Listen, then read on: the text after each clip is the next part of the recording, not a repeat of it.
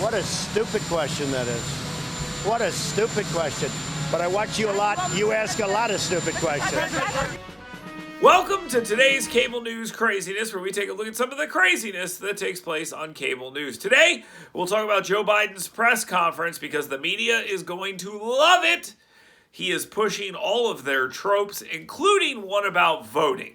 Roll it. The Republican voters I know find this despicable. Republican voters, the folks outside this White House.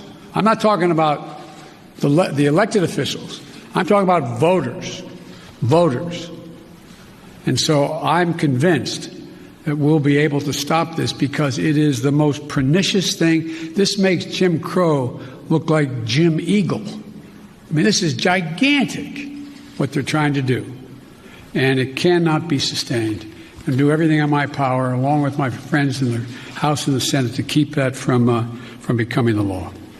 Now, I'm sure this comment about Jim Eagle is very clever for people who are over the age of 75 years old, but it makes no sense to me. And you know what else doesn't make any sense for me?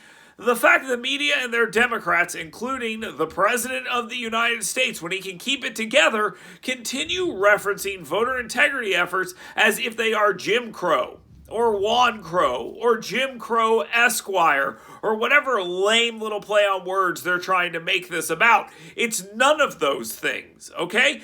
Some states, like New York in the past, have ended no excuse absentee balloting. But when Georgia tries to do it, that's called Jim Crow.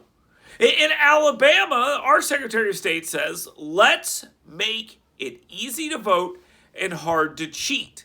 And that means voter ID laws and things like that. There's nothing wrong with that. People talk about Alabama's election laws and how it's voter suppression, but can you think of any actual voter suppression that has taken place in Alabama or anywhere else over the last 10 years? Can you name me a single person that went to the polls and was stopped from voting for any reason? No, you can't. Even with Stacey Abrams, the person who is supposedly fighting for voting rights against an evil GOP in Georgia, she still can't stand next to one person at a press conference and say, this person's vote was stolen or suppressed. She can't do it. Yet they're calling all of these things voter suppression with no evidence. And of course, this isn't being talked about because the people that come on and have these conversations all agree that any attempts to work on voter integrity for elections is bad. Now, why would you be against voter integrity? Now, why would you be against something that makes sure that it's one person, one vote, and people who shouldn't be voting aren't voting? Well, the obvious answer is this. You're for illegal voting. You're trying to do something that you shouldn't be doing. Now, you can't admit this, and the fact checkers will go crazy if you dare allege it. But if I tell you I'm trying to stop bank robberies, and your response is, well, there's not really that many bank robberies anyway, I'm just going to ask you how many bank robberies are okay. And you're going to sound like a fool. This whole thing is ridiculous. Joe Biden seems completely lost in this entire press conference. He is repeating Democrat talking points that he got off of cable news, and that's why this is cable news craziness. We bring you some almost every single day, so like, follow, subscribe, leave a comment, and come on back tomorrow.